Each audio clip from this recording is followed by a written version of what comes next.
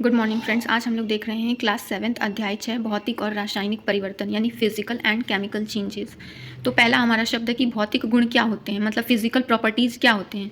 तो पदार्थ के आकार, आमाप यानी कि जो साइज़ होता है, उनका रंग और अवस्था जैसे जो गुण होते हैं वो भौतिक गुण कहलाते हैं। ठीक है। अगला है फिजिकल चेंज या भौतिक परिवर्तन।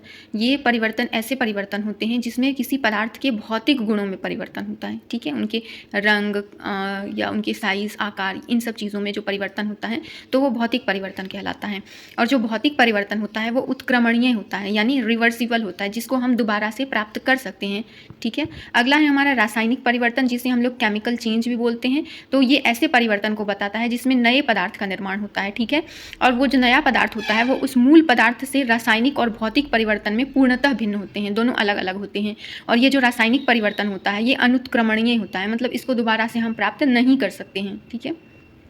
रासायनिक परिवर्तन में जो परिवर्तन होता है तो उसमें क्या चीज़ें हो सकती हैं, क्या चीज़ें घटित हो सकती हैं, तो उसके संदर्भ में बातें की गई हैं कि ऊष्मा, हीट, प्रकाश यानी लाइट, विकिरण, रेडिएशन, ये इन तीनों में से किसी का अगर निर्मुक्त होता है या अवशोषित होता है तो वो रासायनिक परिवर्तन के अंतर्गत होता है।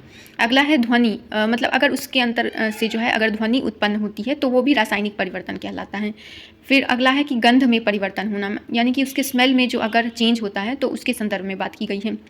रंग में परिवर्तन होना या उसके रंग में भी परिवर्तन होता है तो वो रासायनिक परिवर्तन की श्रेणी में आता है। इसमें से एक दो गुणों का आवश्यक है होना, तभी जो है रासायनिक परिवर्तन हम उसे कह सकते हैं। अगला है क्रिस्टलीकरण। क्रिस्टलीकरण का अर्थ होता है क्रिस्टलाइजेशन, यानी जो कोई भी पदार्थ अगर शुद्ध क्रिस्टल के विलयन से प्राप्त होता है तो वो क्रिस्टलीकरण कहलाता है। जैसे CuSO4 जो है क्रिस्टलीकरण की विधि से जो है प्राप्त कर सकते हैं। अगला है यशद लेपन। ये लोहे पर जिंक की परत को चढ़ाने को हम लोग यशद लेपन बोलते हैं या गैल्वेनाइजेशन बोलते हैं, ताकि जो है लोहे की रस्टिंग ना हो पाए। कुछ जो एग्जांपल्स हैं अब आगे हम लोग देखेंगे कि ये हमारे जो चेंजेस हो रहे हैं केमिकल चेंजेस उसके एग्जांपल हैं। जैसे मैग्नीशियम और ऑक्सीजन के मिलने से मैग्नीशियम ऑक्साइड बन रहा है, मैग्नीशियम ऑक्साइड और वाटर के मिलने से जो है मैग्नीशियम हाइड्रोक्साइड का निर्माण हो रहा है।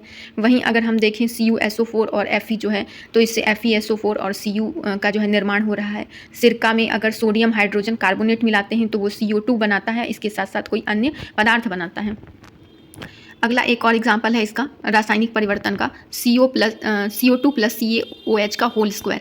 तो ये बनाता है CaCO3 और H2O यानी कैल्शियम कार्बोनेट और वाटर बनाता है। ठीक है। अगर भौतिक परिवर्तन के कुछ उदाहरण को देखें तो भाप का संघनन होना यानी कंडेंसेशन जो होता है वो होता है, बर्फ़ का पिघलना जो आइस की मेल्टिंग होती है वो होता है, बल्ब का जो जलना या बुझना जो भी होता है तो ये भौतिक परिवर्तन के अंतर्गत आता है। अगला है दूध का गर्म या ठंडा होना। तो फिर से हम इसे वापस ठंडा है तो गर्म कर सकते हैं, गर्म है तो ठंडा कर सकते हैं। सूखे कपड़ों का गीला होना या गीले कपड़ों का सूखना, तो ये सभी भौतिक परिवर्तन है। या फिर चीनी या नमक का जल में घुलना, ये भी भौतिक परिवर्तन के अंतर्गत आते हैं। वहीं रासायनिक परिवर्तन की बात करें तो भोजन का पाचन, फलों का पकना, अंगूरों का किण्वन, पटाखे का विस्फोट होना या लोहे का जंग लगना, तो इन सब जो भी परिवर्तन है इसका हम लोग फिर से वापस नहीं ला सकते हैं। ठीक है।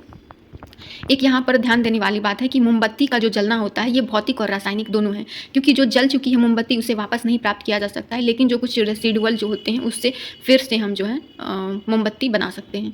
अगला है स्टेनलेस स्टील। इसमें कार्बन, क्रोमियम, निकेल, मैग्नीज वगैरह जो है मिलाकर बनाया जाता है। और ये जो रस्टिंग ऑफ आयरन है उसके बारे में बताया गया है कि इसमें दो चीज़ें बहुत आवश्यक होती हैं तभी रस्टिंग हो सकता है, यानी तभी जंग लग सकता है। जैसे ऑक्सीजन और वाटर जो है वो मिलेगा, इसके संपर्क में आएगा लोहे के, तभी इसमें जंग लगता है। और यही जंग से लगने के लिए, बचाने के लिए यशद लेपन यानी जिंक की कोटिंग करते हैं या कभी कभी इसमें ग्रीज लगा देते हैं ताकि जो है रस्टिंग ना हो पाए। तो इस प्रकार से ये हमारा चैप्टर समाप्त होता है। धन्यवाद।